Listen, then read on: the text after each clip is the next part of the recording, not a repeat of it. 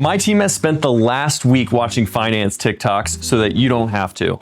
There's some good, there's some bad, honestly, mostly bad. So let's watch some TikToks. Maggie, you don't have to worry about your credit score. We didn't even know what our credit score was when we bought this house, and it was just fine. You don't even have to look at that. Yeah, and I was reading the other day about, like, in this article about freezing your assets. So I've started freezing all of our extra cash in the deep freeze. I guess that's what that means. Shelby, stop it. I will stop you right there. What? At first, I was like, yeah, that's what I thought. I thought at first, I was like, she's telling her poor little sister bad financial advice. Shelby, you are not the person. You are not that guy. Yeah, you're not supposed to freeze your assets. Your assets get frozen, that's a problem. The goal is that you don't have your assets frozen. The goal is that you're able to use them, sell them, make money off of them. If your assets are frozen, you probably did something wrong. So definitely bad advice. I would highly recommend not freezing your assets. Collectively, me and my wife are $460,000 in debt. Who's the doctor? Who's the lawyer? I am. Okay. I am. I'm a chiropractor. You're a chiropractor. What did you pay for chiropractic school? Chiropractic school was probably pretty close to, with grad plus, probably $350. And how many chiropractors make enough to justify anywhere near that? None? Maybe 1%, like the upper 1%. Yeah, it's probably true. If you pay $400,000 for schooling, you absolutely need to know what the return on your investment is going to be and how long it's going to take you to pay that off. I would venture to say that most career paths, again, unless you're a doctor or a dentist or somebody that's in a really highly paid career field, to pay off $400,000 plus interest, you're probably going to be paying off like $600,000 once all is said and done, if not more, because of the interest on those student loans. This specific chiropractor says you have to be in the top 1% of chiropractors to be able to make enough money for it to really make sense to spend $400,000 on schooling. That's a red flag to me. Find a different career path or find cheaper education. That's really the only two ways to do it. Chattanooga, Tennessee. It's going to take a while. Yeah. It's going to take a while. Yeah. I mean, if we did, just rough numbers, if you did $50,000 a year and lived on 50, that's 10 years still. I would say if you're going to go to school and spend $400,000 on an education, you should probably be making more than $100,000. $100,000 is a great job, but there's a lot cheaper ways to make $100,000. There's a lot of trades out there that people make six figures. So you don't have to spend $500,000 to get a six-figure job, that's for sure. I'm also terrible with money. Anyone else just dog shit with money? Yeah. One time I couldn't make rent in a month, so I bought light up shoes and 2 swords. Because I figured they're already not getting the money, may as well be ready when they come for me. You know, it was pretty cool. My mom had to help me with rent though that month, which is like good, right? I have a mom who can do that and will and wants to. But what she said to me was, would childhood you be happy with where you are now? Yeah, that hurts, but I was like, lady, I have light up shoes and 2 swords. Like, this is exactly what he had in mind for us. I was like, I had Skittles for dinner, all right? I'm his idol, all right? I'm his idol, I love it. Yeah, not really money advice, but I do have to say, oftentimes I think back and I'm like, I feel like childhood Carter would be like, yeah, man, that's super cool. Like, we get to just do cool stuff. We're kids with adult money. Like, that's awesome. So I get that. I approve of light up shoes and swords on anybody's budget. And that is not financial advice. Yeah, like you could open up a credit card just under your kid's name. Yeah, just use their SIN number. That's what it's for. No, you don't have to wait till they're 18. Like, if anything, you just build it early.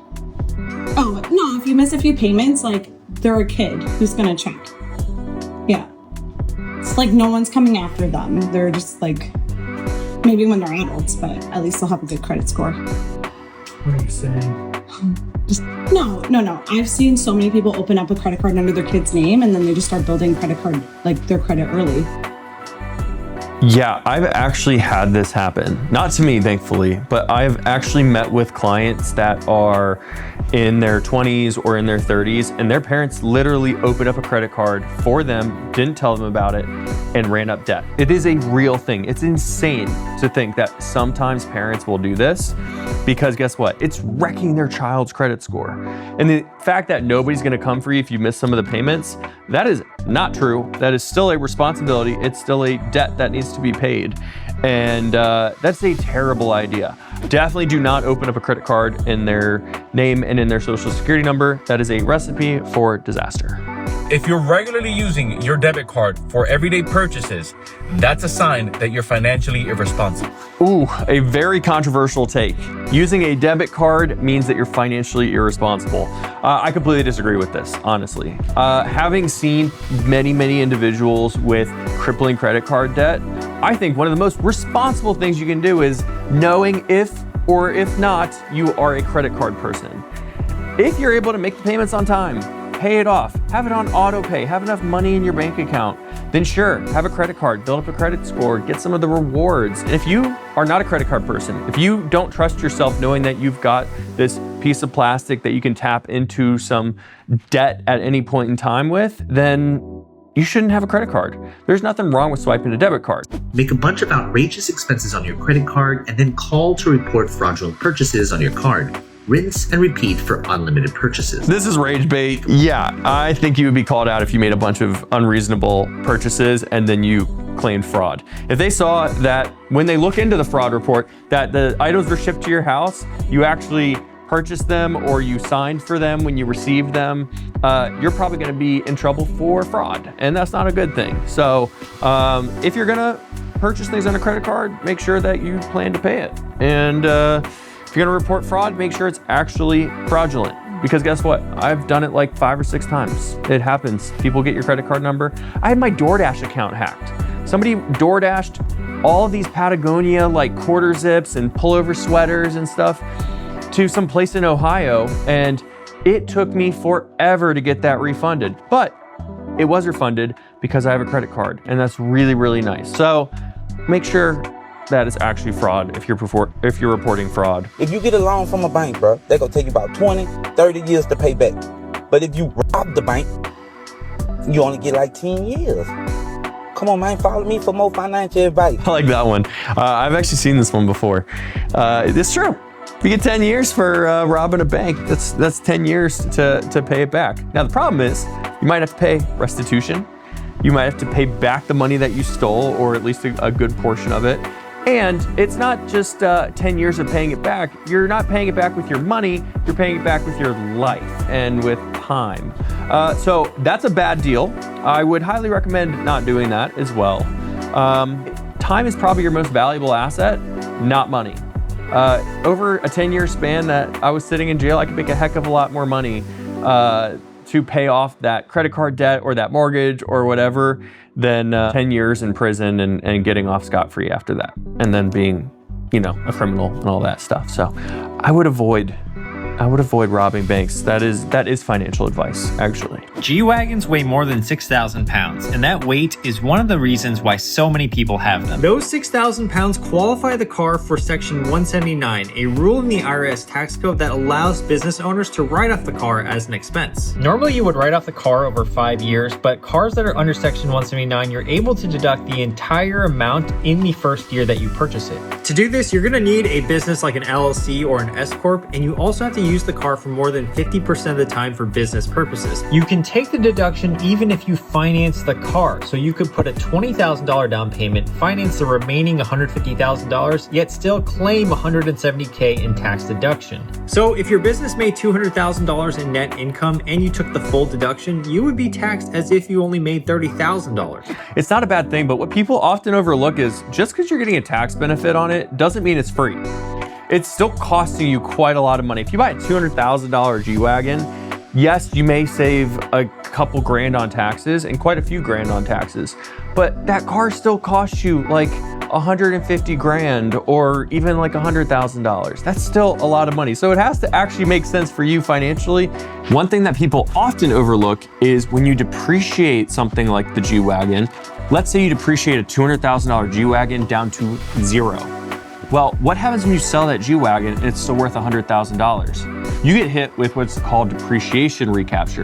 That means that they add all that $100,000 you just sold that G-wagon for back to your income because you sold it for $100,000. And guess what your cost is? Well, in the eyes of the IRS, because you wrote the entire thing off, it's zero. So you sold it for $100,000, it's $100,000 in gain. Not a good thing. So, you know, do the math and make smart decisions. Think things through before you actually do them. It's probably the best advice I could give. My critically acclaimed in-out 2024 list is finally here, so let's run through it. Out, quiet luxury. In, loud budgeting. Sorry, can't go out to dinner. I've got $7 a day to live on. Out, not knowing what's going on. In, mastering the art of an email. That's how you get opportunities, baby. The Masked Singer, out. Out, Trader Joe's frozen section. In, garden. So far, I actually agree with this list for the most part.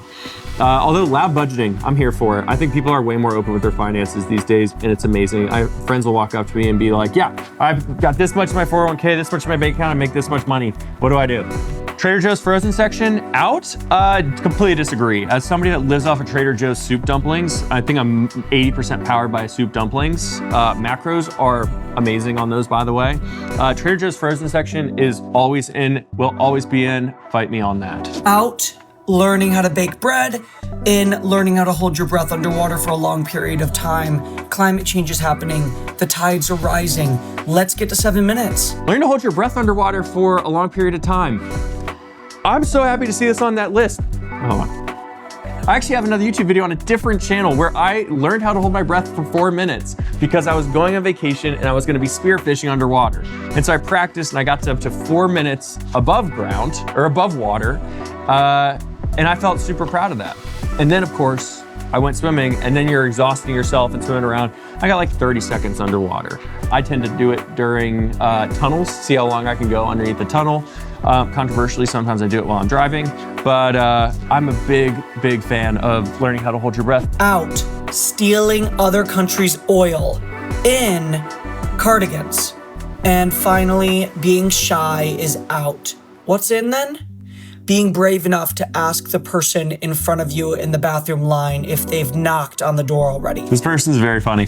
But yes, I feel like sometimes in social interactions, you just gotta go for it. You just gotta be like, hey man, do you knock on that door yet?